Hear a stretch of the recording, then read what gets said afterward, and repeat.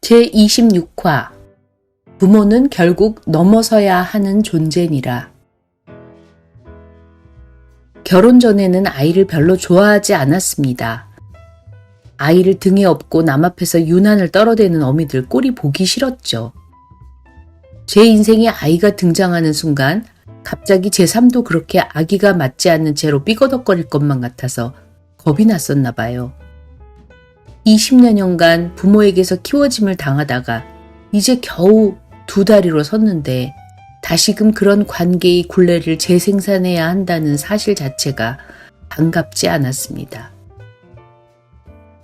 맹랑한 제 입속에 하느님이 노하하셨든지 결혼 뒤에 한동안 아이가 생기지 않았습니다. 목구멍에 설움이 꽉 들어찰 만큼 날마다 아이 생각이 간절해졌을 때 드디어 한 생명이 기적처럼 저에게 왔습니다. 어렵게 생긴 아이를 키우면서 비로소 실감했어요. 하나의 생명이 재구실을 할 때까지 얼마나 많은 인간의 공력이 투입되어야 하는지를. 살아있는 모든 것이 새롭게 보였습니다. 놀이터에서 콧물 질질 흘리며 흙장난하는 동네 아이들도 예전처럼 심상하게 보이질 않았어요. 아이들은 물론 그 부모도 제가 그랬던 것처럼 누군가의 어마어마한 시간과 감정을 거름삼아 한 인간이 되었다는 사실에 경외감이 들었습니다. 생명에 대한 엄중한 깨달음이었죠. 한없이 겸손해질 수밖에 없을 만큼 아이를 낳아 오롯이 제 손으로 키우는 게 힘에 부쳤습니다. 실시간으로 결정하고 대답하고 돌봐주고 상처받을 일이 끝도 없이 생겨났어요. 마음의 반을 어디다 줘버리고 나면 이 주체하기 어려운 감정 노동에서 조금쯤 헤어날 수 있지 않을까 꿈을 꾼 적도 있습니다. 영상을 돌려보기라도 하듯이 부모가 하던 대로 되풀이하는 자신을 보면서 가족이란 이름의 수레바퀴를 실감하기도 했고요. 그런 과정에서 저는 사랑이라는 것을 형벌처럼, 빛처럼, 상처처럼, 아픔처럼 다양한 모습으로 맛보면서 신의 섭리를 조금씩 깨닫곤 했습니다. 지난 밤 얼큰하게 취한 남편은 집 앞 편의점에 들러 맥주 3캔을 사들고 왔습니다.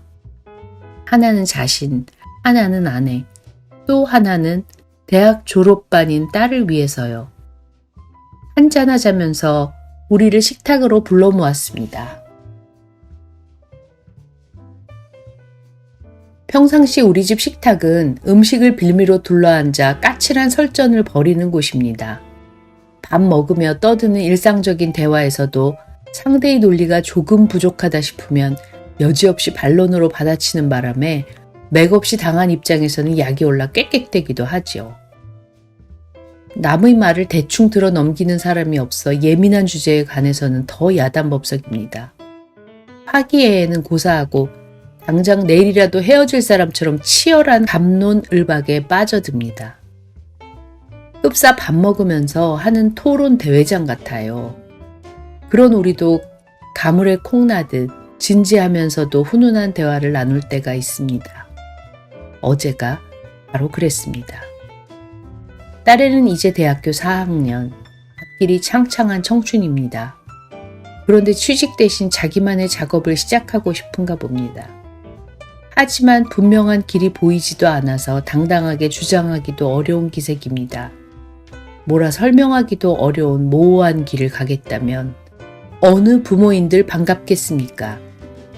삶이 치열하다고 느끼는 만큼 자신이 좋아하는 일에만 집중하는 아이가 대책 없이 낭만적으로 보여서 한숨이 나지요. 아이도 이제껏 키워준 부모에게 그런 일들이 얼마나 걱정스러울까 싶으니 마음속으로 내내 갈등했을 겁니다. 부모에 대한 배려가 깊은 아이일수록 고민은 커질 수밖에 없죠. 어쩌면 자식들의 고뇌도 대부분 이런 데서 비롯되지 않을까 싶습니다. 가장 좋은 부모는 자식 마음에 또아리를 틀지 않는다고 합디다만 부모 역시 투명인간이 아닌 바야 그런 경지에까지 이르기는 어렵겠죠. 어려서부터 어른스러운 데가 있고 섬세한 감각을 지닌 딸아이는 이런 부분에서 많이 시달리며 자랐습니다. 세상에 죽을 만큼 노력하면 못 이룰 것이 없다는 할아버지 할머니의 초강력 입김도 작용하는 데다가 그들에게서 키워진 부모의 가치관도 녹록한 지경은 아니었어요. 외면하자니 배신이요, 얌전히 따르자니 자기 기만이 되어버리는 묘한 갈림길에서 얼마나 외롭고 고민이 많이 되었을까요? 그런 분위기를 얼마 전부터 감지한 남편이 급기야 맥주 3캔을 사들고 와서 어렵게 말문을 연 것입니다. 남편은 어떤 자식이었나, 저는 또 어떤 고집쟁이였나 생각해보면 딱히 할 말도 없습니다. 기로에 설 때마다 부모의 희망사항보다는 자기 생각과 주장대로 최종 선택을 하면서 살아왔으니까요. 부모의 진액을 최대한 빨아먹고 컸을 때 그래 내가 졌다, 니들이 더 잘났다로 항복까지 받아가면서 사사건건 부모의 권장사항을 외면했고 제가 끌리는 쪽으로 방향을 틀어왔습니다. 그러는 동안 그분들께 드린 걱정과 아픔은 또 얼마인지요. 돌아가시고 나면 그런 불효가 천추의 한이 될까봐 머리가 허옇게 된 지금에 와서야 뒤늦게 눈곱만큼씩 효도하는 척하는 사람들이랍니다. 그런데 우리 아이 눈에는 저희가 전통과 예절을 받들며 부모의 기대를 저버리지 않고 순종적으로 살아온 것처럼 보이나 봅니다. 할아버지 세대나 아버지 세대나 똑같이 고리타분하다는 점에서 초록은 동색이라고 생각하겠지요. 하지만 자세히 보면 그 고리타분도 엄연히 세월 따라 단계가 있고 차이가 있습니다. 우리끼리는 또 그 고리타분의 질과 양이 엄청나게 다릅니다. 그 세세한 갈등의 역사, 즉 속박하는 자와 반항하는 자의 역동관계를 굳이 뒤적일 필요야 없겠지만 결국은 지금과 똑같이 세대 간의 갈등과 가치관의 충돌이 분명히 존재하던 시간들이었습니다. 그렇게 전쟁 같은 세월이 지난 후에 체념이 생기고 용서가 되었고 화해로 풀리면서 꽃이 피어났습니다. 그 위에 아이들이 태어나 똑같은 전쟁을 되풀이하는 중이고요. 부모는 아무리 자식들이 스스로 생명을 꽃피우며 잘 자라기를 바란다고 하지만 그 꽃과 잘 자라기에 대한 생각은 원천적으로 다를 수밖에 없습니다.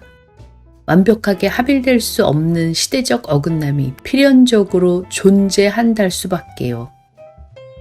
어느덧 공격수가 아니라 수비수가 되어버린 남편이 겨우 말문을 엽니다.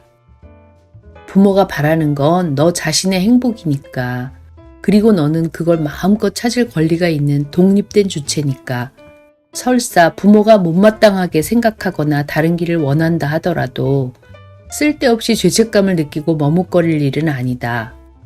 가장 두려운 건 부모의 염려가 오히려 덫이 되어 자식들의 자유로운 기쁨을 앗아가는 일이다. 그러니 힘이 센 내 부모가 거품을 물면서 부모 생각대로 너를 끌고 가려 해도 거기에 의연히 맞서서 스스로 너다움을 지킬 수 있어야 한다. 부모는 결국 만나야 하는 존재가 아니라 넘어서야 하는 존재더라. 그러니 딸아, 겁내지 말고 줄여밟고 가려무나. 그래도 인정이 있거들랑 사뿐히 말이다. 문학적으로 표현하자면 이 비슷한 내용이었습니다. 그렇게 대화를 주거니 받거니 겨울밤이 깊어갔지요. 가끔은 우리도 이렇게 따뜻해집니다. 빡센 부모에게 시달리며 자라온 남편의 가정환경을 고려해 본다면 새삼스레 존경스러운 일면입니다.